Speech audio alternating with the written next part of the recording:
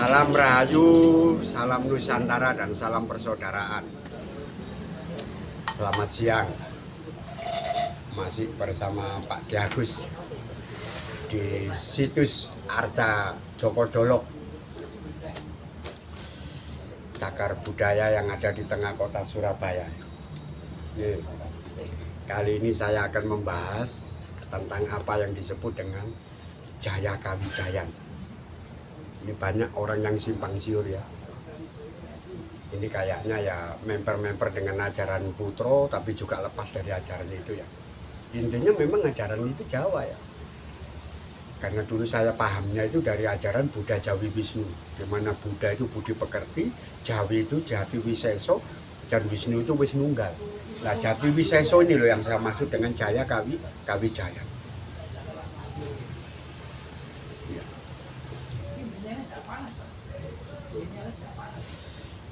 Orang Jawa itu ya, selain punya tingkah laku yang benar atau ilmu budi, juga punya ilmu yang disebut Jati Wiseso atau Jaya Kawijayan. Ilmu Jaya Kawijayan ini jangan samakan dengan ilmu kasepuhan atau ilmu kasampurnan. Enggak. Karena ilmu Jaya Kawijayan ini kalau di ajarannya Romo mungkin bisa saya sebut dengan Sabdo Panyuwunan. Jadi patrapnya itu bukan patrap semedi suci, tapi patrap mujo semedi. Jenengan pernah dengar? Orang Jawa itu kan ada ya yang punya ilmu, katanya ilmu pengasihan, ilmu pelarisan, ilmu pengobatan, ilmu pageran, ya. Untuk mager-mageri maling-maling gitu loh. Ya. Yang ditambak, di sawah, di kebun, di rumah, di gudang, di pabrik ya. Itu semuanya jenis ilmu Jaya Kawijaya. Lah kenapa kok saya bahas di sini? Karena banyak orang yang masih bingung masalah itu. Dipikir apa sih? Ilmu Jaya Kawijaya yang selama ini dipelajari oleh putra-putri Nusantara yang jelas dari ajaran leluhurnya ya, itu dianggap ilmu pepujan.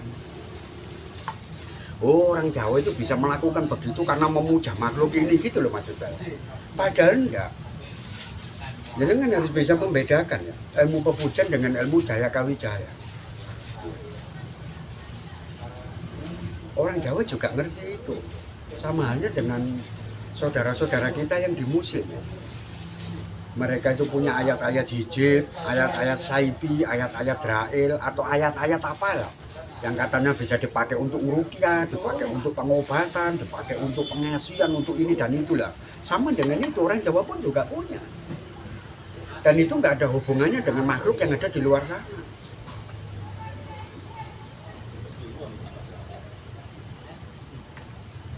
Lah terus yang dipakai apa loh Pak De? Kekuatannya makhluk apa loh? Kok orang itu bisa kayak begitu? Yang dipakai ya, yang diolah, sing digula wentah kata orang Jawa, itu sifat panguasane urip yang ada di dalam dirinya dia.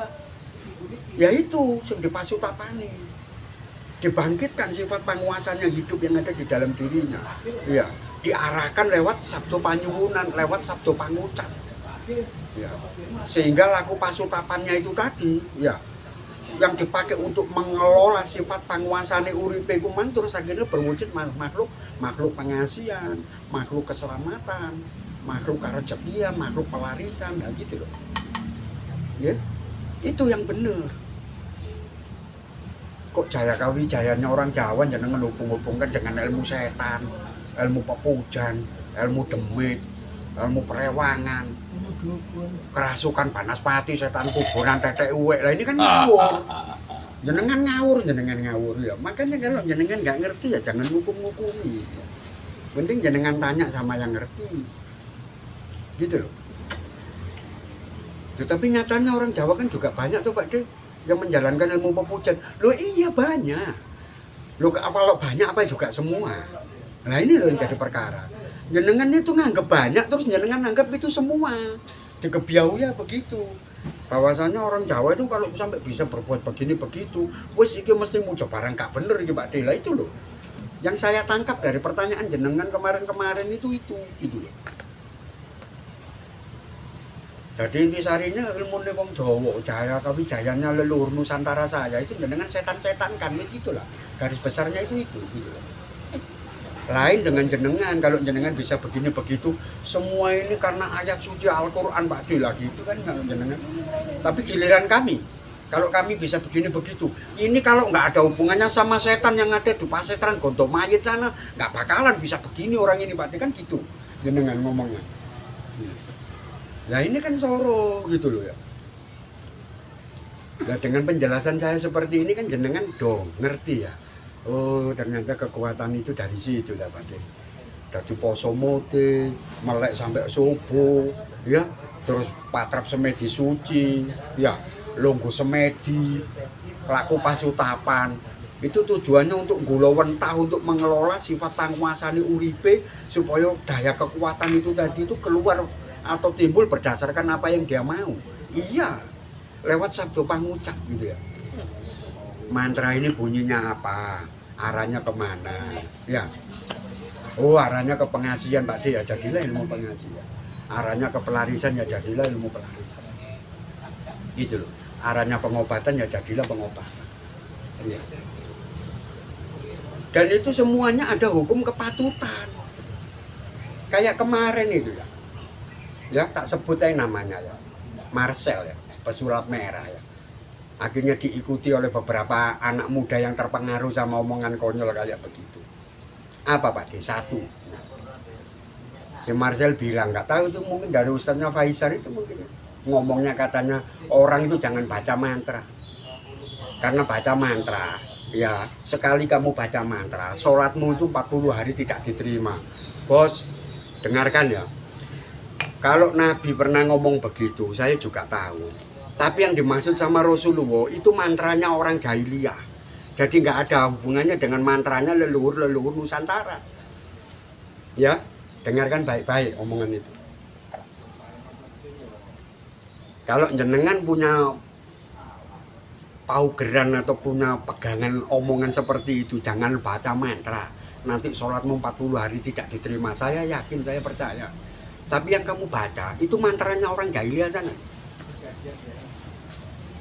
Zamannya Nabi Muhammad, ya, yang disebut ya Lata, ya Usa, ya Mana, ya Hubal, ya Iblis, ya Saiton, wafi dulu mati lagi wanur, kayak gitu loh.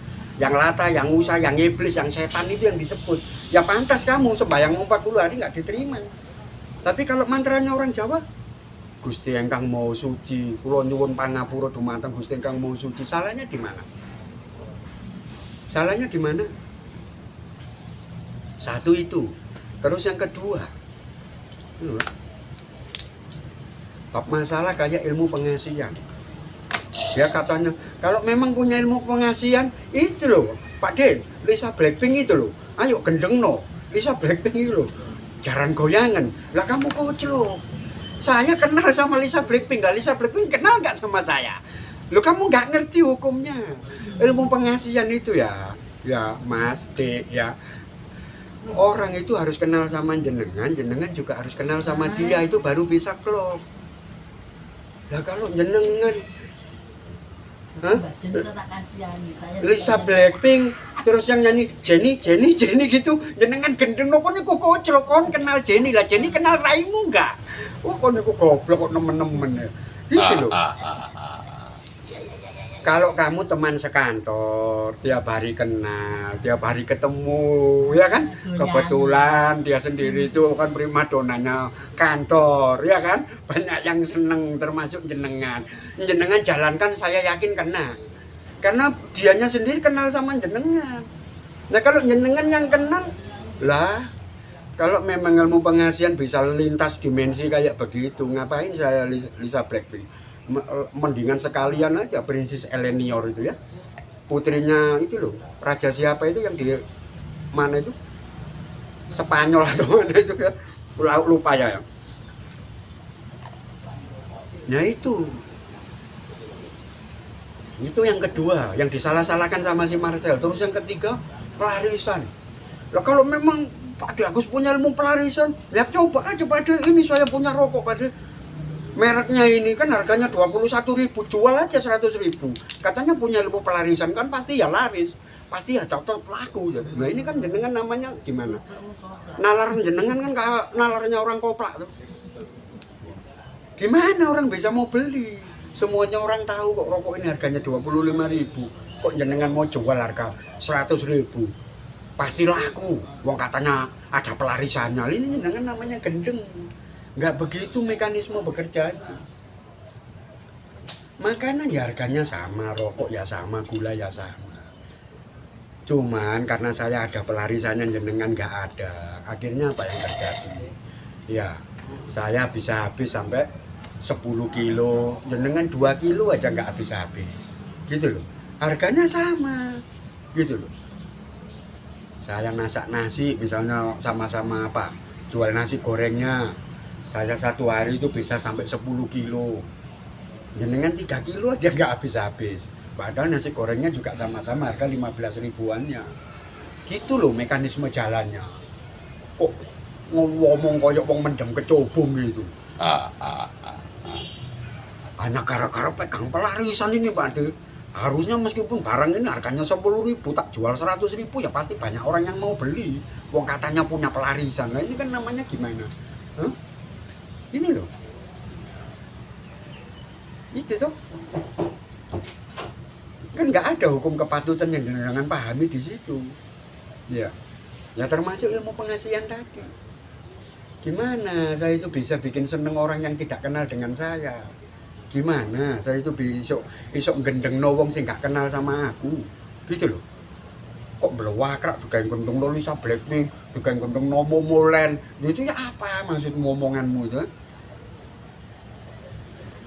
Makanya saya bilang ya, dari dulu kamu itu selalu salah kalau sudah bahas ilmunya orang Nusantara, khususnya ilmunya orang Jawa.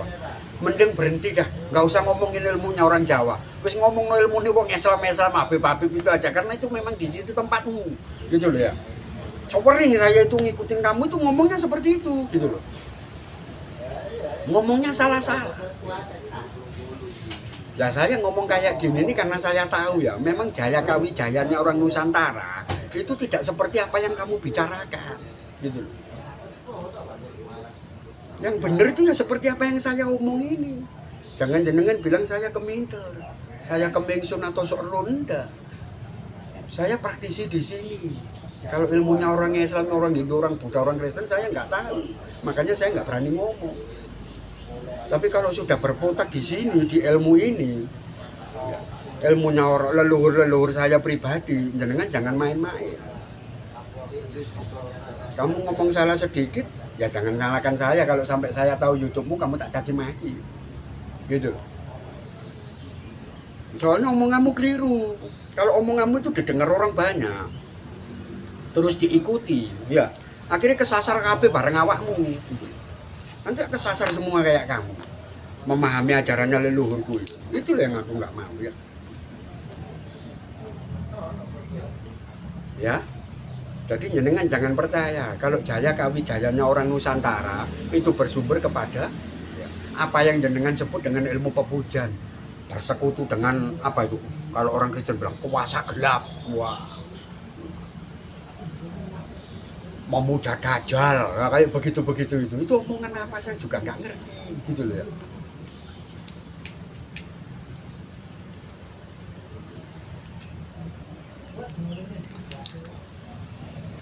Ya saya nggak ngerti itu bukan saya nggak tahu, karena omongan jenengan itu keliru, gitu loh. Kok Jaya Kawijaya kok dihubung-hubung sing dajjal lah, sing nyembah setan lah, yang bersekutu dengan alam gelap lah. Jenengan ini ngomong apa, gitu loh.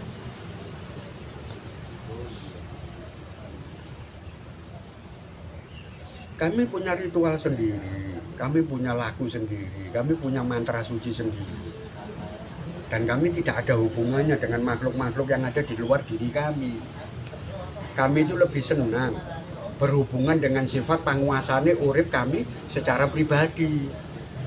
Kami lebih senang itu. Gulawentah, Krekodoyo, mengolah sifat panguasane uripku dhewe. Nah itu yang kami lebih suka. Dan kami malah apa ya kalau saya bilang ya, wis sama sekali nggak kepingin gitu loh ya, urusan sama apa-apa yang di luar diri kami itu nggak kepingin. Nggak kepinginnya kenapa Pak? Ya karena kami tahu berurusan dengan kuasa yang ada di luar diri kami itu tumindak luput, barang nggak bener gitu loh. Mujo-mujo itu loh maksud saya, itu sudah jelas barang nggak bener.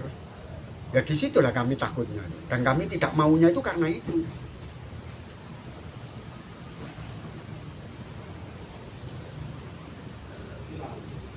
Nggih, gitu nggih, paham ya? Jaya Kawijayannya orang Nusantara yang kayak gimana, letak duduknya itu gimana, papan palungguan itu piye gitu ya. Ya seperti apa yang saya jelaskan. Kalau jenengan tidak bisa memahami apa yang saya jelaskan ini sekali, yang jenengan putar berkali-kali. Konten YouTube saya yang ini masalah Jaya Kawijayanya orang Nusantara, khususnya orang Jawa. Itu lakunya yang kayak gimana, yang dijalankan makhluk apa, ya, yang dipercaya itu kekuatan yang kayak gimana. Nah itu nanti jenengan akan paham. Ya, gitu nggih. Karena kami itu mengerti di dalam diri kami itu ada zat tolak yang berwujud api, angin, air dan bumi, dan itu yang kita kelola beserta dengan ya sifat panguasane urip pribadiku. Sukmo limo itu loh, geni banyu angin lemah dan hidup, itu yang kami olah dengan cara berpuasa, dengan cara melek, dengan cara patrap semedi suci, sampai yang namanya kuasa itu tadi timbul berwujud seperti apa yang kami sabdakan lewat mantra-mantra itu tadi. Kita jadikan kekuatan yang kayak gimana gitu loh Pak Cica. Sudah jelas loh. Jadi nggak ada hubungannya dengan makhluk di luar sana, itu nggak ada. Ya.